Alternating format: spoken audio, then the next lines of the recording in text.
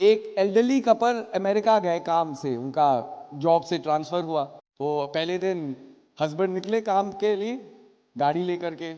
अब वाइफ घर में टीवी देख रही है, वो चैनल बदल रही है। चैनल में क्या न्यूज आती है कि एक आदमी उल्टी दिशा में गाड़ी चला रहा है। तो इंटेंशन इज वेरी इंपॉर्टेंट। कर्म के अंदर इंटेंशन इज वेरी इंपॉर्टेंट। किस भाव से हम उस कर्म को कर रहे हैं। अगर भाव केवल यही है कि भाई मेरा अच्छा हो, मेरा भला हो, मेरी वृद्धि हो, तो बाबा ये मंशा और स्वार्थ में, वांट्स और स्वार्थ में, इसमें कोई फर्क ही नहीं रहा। देखो झगड़े कहाँ होते हैं, झगड़े डिफरेंस ऑफ ओपिनियन क्या है, जहां जजमेंट है। और हम बहुत इजीली जज करते हैं। ये बहुत सटल एक ह्यूमन साइकोलॉजी है कि हम किस तरह से मोटिवेट होते हैं। लोगों को डिप्रेशन हो रहा है, लोगों को एंजाइटी हो रही है, लोग अपने घरों से बाहर नहीं निकलते क्योंकि सोशली वो इतने इनैप्ट हो गए हैं कि उनको यही नहीं पता कि मैं चार लोगों के अगर बीच में हूं तो मैं कैसे बातचीत करूंगा। अब आप क्या करेंगे अगर आपके साथ बुरा होगा? आप भी बुरे बन जाएंगे। तो अपनी जो कोर है इसको बड़ा संभाल करके रखना है और इसको बहुत प्योर रखना है। और ये सैक्रिफाइस से ही होता है और ये संसार की चक्की में पिसके ही होता है। एक बहुत पुराना प्रश्न लोगों के मन के अंदर रहता है कि why do bad things happen to good people, कि अच्छे लोगों के साथ बुरा समाज में क्यों होता है। और ये एक बहुत वैलिड प्रश्न है, क्योंकि अगर संसार का कर्मकांड देखें और हम सब अगर धर्म में विश्वास करते हैं, एक शक्ति में विश्वास करते हैं, तो वो विश्वास क्या है कि अगर हम अच्छा करेंगे तो हमारे साथ अच्छा होना चाहिए। मतलब ना, कॉज एंड इफेक्ट की थ्योरी है। लेकिन आज संसार की विडंबना यह है कि जितने लोग हम देखते हैं, क्योंकि हमारा पूरे भारतवर्ष, पूरे विश्व के कोने कोने में सत्संग के प्रचार के लिए हम जाते हैं, अलग अलग परिस्थितियों को देखते हैं। अमेरिका बहुत संपन्न देश हो सकता है, लंदन बड़ा विकसित देश हो सकता है, लेकिन ह्यूमन प्रॉब्लम्स तो वहां पर भी है, संघर्ष वहां पर भी है, वेमिनिस्टा एक तरीके से वहां पर भी है, आइडियोलॉजी का डिफरेंस वहां पर भी है। इतने लोगों के बीच हम अपने आप को भी अकेला वहां पा सकते हैं। हमारी इंटरनल जो स्ट्रगल्स है वो वहां पर भी है लोगों के। ये थोड़ी है कि अमेरिका में कोई डिप्रेस नहीं होगा, बल्कि अमेरिका का कल्चर है डिफाइन करने का। उन्होंने मानसिक हर एक प्रकार की बीमारी को डिफाइन कर रखा है। और अगर कोई मानसिक बीमारी किसी को सता रही है, किसी को एंजाइटी है, किसी को डिप्रेशन है, किसी को एक तरीके का मेंटल किसी भी प्रकार का स्ट्रेन है, उसको वो बुरा नहीं मानते। भारत देश में अगर हम किसी से कहेंगे कि भाई जी साइकाट्रिस्ट से बात कर लो, किसी डॉक्टर से बात कर लो, तो सबसे पहले कहेगा तू पागल होगा, मैं थोड़ी हूं।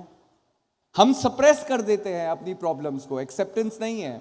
अमेरिका में वो तो बड़े गर्व से कहते हैं कि मेरे 3-3 साइकाट्रिस्ट है, मैं ये ट्रीटमेंट करा रहा हूं, क्योंकि वो इस बात को हाइड नहीं करते हैं। वो एक्सेप्ट करते हैं कि मेरे अंदर प्रॉब्लम है, and to repair yourself the first thing is acceptance. मतलब अगर मैं यही नहीं मानूं कि मेरे अंदर कोई समस्या है, तो मैं समाधान कैसे बन सकता हूं। एक एल्डरली कपल अमेरिका गए काम से, उनका जॉब से ट्रांसफर हुआ। अब इंडिया से गए, उनको अमेरिका के बारे में ज़्यादा कुछ पता नहीं था। कंपनी ने एक फ्लैट दे दिया, एक आदमी ने उनको गाड़ी दे दी, दिखा दिया कि जी यहाँ से यहाँ काम है, इस हाईवे को पकड़ोगे तो आप शॉपिंग कॉम्प्लेक्स जा सकते हो, अपनी चीज़ें खरीद सकते हो। तो पहले दिन हस्बैंड निकले काम के लिए गाड़ी लेकर के। अब वाइफ घर में टीवी देख रही है, वो चैनल बदल रही है। चैनल में क्या न्यूज़ आती है कि एक आदमी उल्टी दिशा में गाड़ी चला रहा है, उसके पीछे सारे पुलिस वाले लगे हुए हैं, और ऑपोजिट साइड में आप चलोगे तो आगे से ट्रैफिक भी आएगा, हेलीकॉप्टर का पूरा सीन चल रहा है। जब न्यूज़ पता करती है तो लड़की को आभास होता है कि भाई ये तो हमारे हाईवे की बात हो रही है, जिससे मेरे पति ऑफिस से आते जाते हैं। तो तुरंत अपने पति को फ़ोन मिलाती है और कहती है कि भाई आप थोड़ा ध्यान से गाड़ी चलाना, कोई पागल आदमी है जो उल्टे डायरेक्शन में जा रहा है और उसने पूरे कियोस्क कर रखा है, उसके पीछे पुलिस भी पड़ी हुई है। तो पति क्या कहता है कि यहाँ एक आदमी पागल थोड़ी है, यहाँ तो सारे उल्टे चला रहे हैं। क्योंकि वो व्यक्ति था जो उल्टा चला रहा था। क्योंकि हम इंडिया में जब चलते हैं तो हम लेफ्ट साइड में ड्राइव करते हैं, अमेरिका में राइट साइड में ड्राइव करते हैं। तो वही व्यक्ति मतलब ये सोच करके कि मुझे लेफ्ट साइड में चलाना है इंडिया की तरह, वही चल रहा था। अब उसके लिए तो सब और पागल है, क्योंकि वो उल्टी दिशा से आ रहे हैं, वो पागल थोड़ी है। तो जीवन में एक्सेप्टेंस बहुत जरूरी है। अगर मैं अपने आप को बदलना चाहता हूं, मेरे अंदर क्या कमी है, तो मैं इस क्वेश्चन का आंसर तो नहीं दे सकता कि why does bad thing happen to good people, लेकिन हमें अपने अंदर ये पॉन्डर करना चाहिए, हम ये प्रश्न पूछ ही क्यों रहे हैं। क्योंकि ये अगर मेरे अंदर स्वार्थ है कि मैं कुछ अच्छा कर रहा हूं इसलिए अच्छा होना चाहिए, तो उस अच्छाई की ध्येय से तो मैं बहुत दूर चला गया। आजकल कॉपी पेस्ट का जमाना है, और हम केवल वर्ड्स को ही कॉपी पेस्ट नहीं करते, हम अपने इमोशंस को भी कॉपी पेस्ट कर देते हैं।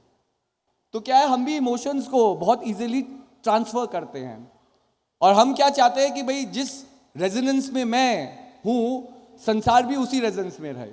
मैं खुश हूं तो संसार को खुश होना चाहिए, कोई डिप्रेस व्यक्ति, कोई उदास व्यक्ति मेरे चारों तरफ नहीं होना चाहिए।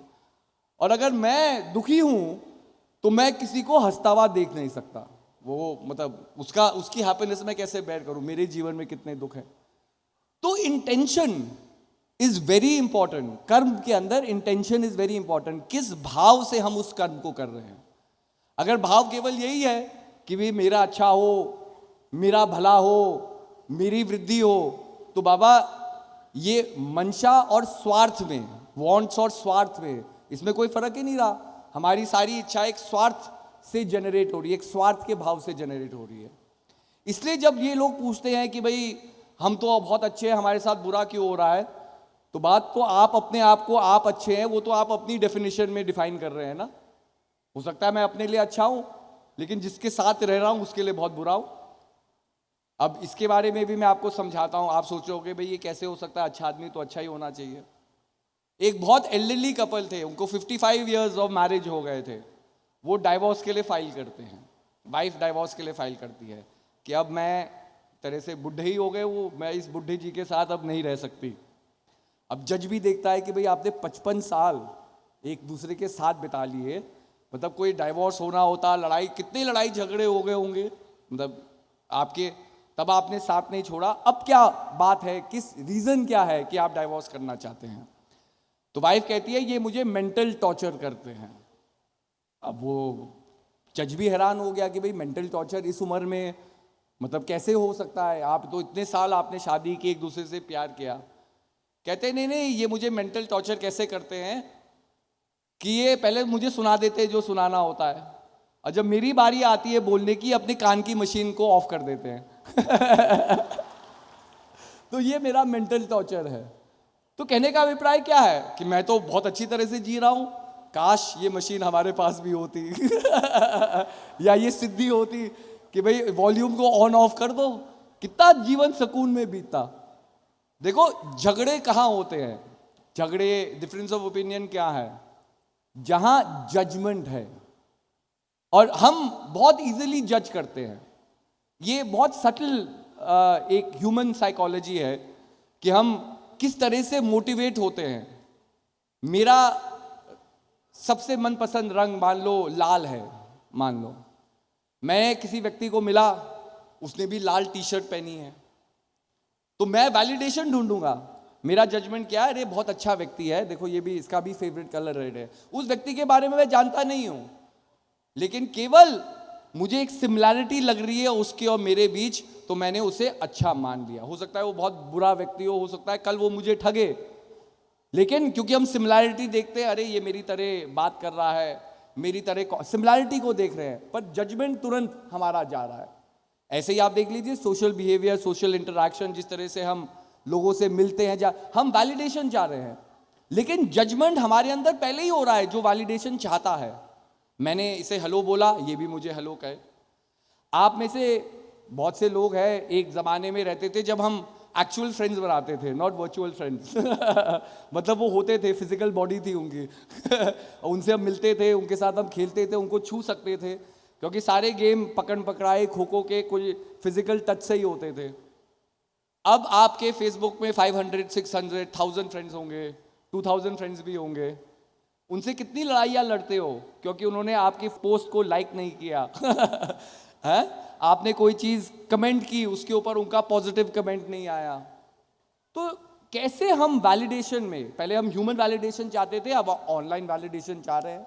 और अगर वो वैलिडेशन लोगों को नहीं मिल रहा है, ये एक सीरियस क्लिनिकल प्रॉब्लम लोगों की बन रही है। लोगों को डिप्रेशन हो रहा है, लोगों को एंग्जाइटी हो रही है, लोग अपने घरों से बाहर नहीं निकलते क्योंकि सोशली वो इतने इनैप्ट हो गए हैं कि उनको यही नहीं पता कि मैं 4 लोगों के अगर बीच में हूं तो मैं कैसे बातचीत करूंगा। हमारी ट्रेनिंग कहाँ से शुरू होती थी? ट्रेन में सफ़र कर रहे हो, स्कूल में तो हमें सेकंड क्लास, थर्ड क्लास में ही ले जाया जाता था। हमें याद है थर्ड क्लास की सीटें होती थी, केवल उसमें गद्दे नहीं होते थे, वो केवल लकड़ी की बेंच होती थी। और खिड़की तो नाम की खिड़की होती थी, वो खुलती नहीं थी, बंद नहीं होती थी। एक दिन हम लोग दुधवा जा रहे थे स्कूल की ट्रिप से और बीच में सहारनपुर आया। सहारनपुर में इतने मच्छर घुसे कि वो पूरी ट्रिप में हम मच्छर मारते ही रह गए।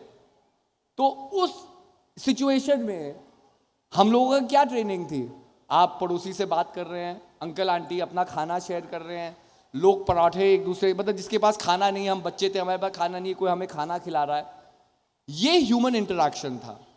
आज आप ट्रेन में सफर करोगे, 10 तो पहले ही बातें आपको बता दी जाएगी, किसी का कुछ खाना मत, वो कुछ दे देगा, ये कर देगा। अब कोई अच्छे भावना से भी आपको कुछ देना चाहता है, हम उसको एक सस्पेक्ट की नजर से देखेंगे कि ये मुझे बेहोश करेगा, मेरा सामान ले जाएगा। तो कहने का अभिप्राय है कि जजमेंट बहुत तरीके से निकलता है। और जजमेंट क्या है? डिफरेंस ऑफ ओपिनियन क्या है? प्रभु श्री राम भी यही कहते हैं। द्वैत कहां से शुरू होता है? तो वो क्या कहते हैं? जहां मैं है वहां मेरा है, और जहां मेरा है वहां तेरा है, और यहीं से द्वैत शुरू। तो कहने का अभिप्राय है कि महान पुरुष हमें समझाते हैं कि जरूरी नहीं कि मैं अच्छा हूं तो मेरे साथ अच्छा ही होगा, ये जीवन है।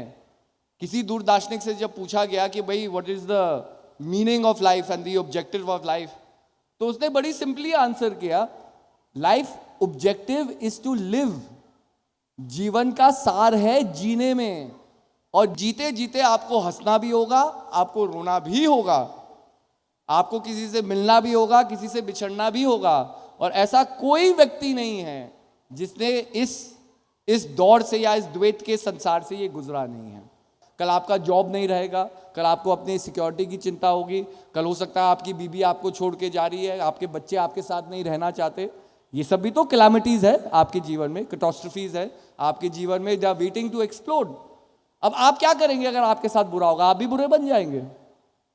तो अपनी जो कोर है इसको बड़ा संभाल करके रखना है और इसको बहुत प्योर रखना है, और ये सैक्रिफाइस से ही होता है, और ये संसार की चक्की में पिसके ही होता है। कोई बिना पिसे रिफॉर्म्ड नहीं निकल सकता। सोना भी जब और में होता है तो उसको बहुत तपाया जाता है, तभी इम्प्योरिटी मेल्ट होती है, और जो प्योर सोना है वो अपना रूप लेता है। ऐसे ही संसार की इस खींचातानी में तो मैं तो नहीं कह सकता कि I can answer why good things happen to, मतलब why bad things happen to good people, लेकिन कहीं ना कहीं अगर वो बैड थिंग्स हमारे जीवन में नहीं हुई है तो हम गुड की डेफिनेशन भी नहीं समझ पाएंगे। तो अपनी डेफिनेशन बनाओ, लोगों की डेफिनेशन में मत आओ, अपने जीवन का रास्ता कायम करो। महाजनों ये न सपंथा, हमारे महान पुरुषों का संदेश रहा है कि उस रास्ते पे चलो जिस पे महान पुरुष चले। The people who have inspired you, उनकी तरह बनो। अब बाबा कोई ये थोड़ी कह सकता है हिटलर इंस्पायर्ड मी, कोई ये थोड़ी कह रहा सकता है औरंगजेब इंस्पायर्ड मी। अगर आज आप कह रहे हो कि औरंगजेब इंस्पायर्ड मी, तो मुझे लगता है आपको आगरा जाने की ज़रूरत है है ना, जहाँ से उनकी जो भी चीज़ उनकी शुरू हुई, जो उनकी रंगे शुरू हुई, कि आगरा में भी पागल खाना है उन जैसे लोगों के लिए ही बना था, क्योंकि उनको पता था कि भाई यहीं से ऐसे पागलों को हमने भेजा तो आगरा तो कुछ अच्छा कर ले और लोगों के लिए आने वाले समय के लिए। तो अगर हम क्रूअल्टी को अगर हम अच्छा मानेंगे तो कोई ना कोई प्रॉब्लम तो हमारे अंदर है। We are human beings, we are children of light, हाँ, we are children of humility, we are children of simplicity.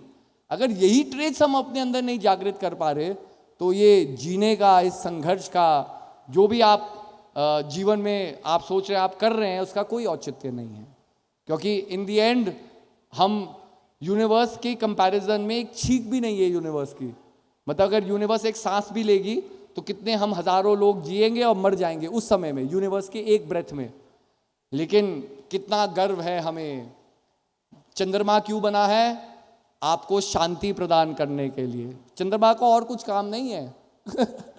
सूर्य क्यों बना है?